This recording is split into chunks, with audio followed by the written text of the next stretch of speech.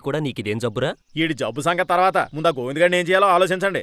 ఆలోచించడానికి ఏమీ లేదు. అందరూ తలో కాస్తా వేసుకుని వాణ్ణి పిచ్చాసుపత్రిలో చేర్పించడమే. అలా అన్నారు బాగుంది. మావా మావా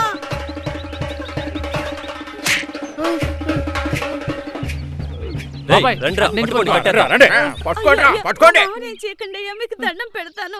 నువ్వు అడ్డం రాకు. వీడిని ఇలాగే వదిలేస్తే ఊళ్ళో జనాలు రోడ్డు మీద రావడానికి కూడా భయపడతారు. మీకు దండం పెడతానయ్యా. మా గంగ కవర్లు తిని చచ్చిపోయిందని మా మామిట్ అయిపోయాడయ్యా. అంటే మీ ఆవు కవర్లు తిని చచ్చిందని మేమందరం కవర్లు వాడటం మానేయాలా?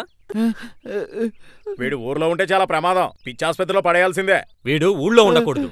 అయ్యయ్యా మీకు దండం పెడతానయ్యా. మా మామను ఇలాంటి వాడు ఊళ్ళో ఉండకూడదని చెప్పానా? మంచాడు. నిజమే, ఇలాంటి వాడు ఊర్లో ఉండకూడదు.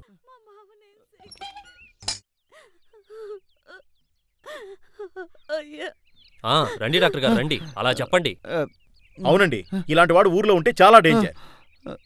వీడుంటే మనల్ని కవర్లు వాడినివ్వడు. వీడిని తీసుకెళ్లి ఏ మెంటల్ హాస్పిటల్లోనో పడేస్తే మన ఇష్టం వచ్చినట్టు కవర్లు వాడుకోవచ్చు, ప్లాస్టిక్ కూడా వాడుకోవచ్చు. అవన్నీ రోడ్డు మీద ఎక్కడ పడితే అక్కడ పడేయొచ్చు. సరే, ఇలా నేల మీద పడేసిన ప్లాస్టిక్ అంతా ఏమైపోతుంది? భూమిలో కలవదు. ఇలాగే నేల మీదుంటే ఏ ఆవులో గేదెలో తింటాయి, తర్వాత ఇలాగే చచ్చిపోతాయి. అయినా సరే మనం మాత్రం మారొద్దు. గోవిందుని మెంటల్ హాస్పిటల్లో పెట్టాల్సిందే. ప్లాస్టిక్ వాడొద్దని ఎంతమంది పర్యావరణవేత్తలు ఎంత పోరు పెడుతున్నా వాటి వాడకం మాత్రం తగ్గట్లేదు. ఈరోజు ప్లాస్టిక్కి ఎంత బానిసలయ్యామంటే మనం చివరికి ఒక బ్లేడు కొన్నా సరే దాంతోపాటు కవర్ తీసుకోవటం మనందరికీ అలవాటైపోయింది.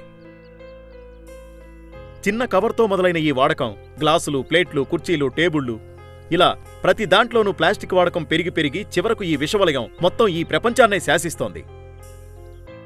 ఇదే వాడకం మనం ఇలాగే కంటిన్యూ చేస్తే ముందు ముందు ఈ భూమి మొత్తం ప్లాస్టిక్తో నిండిపోతుంది.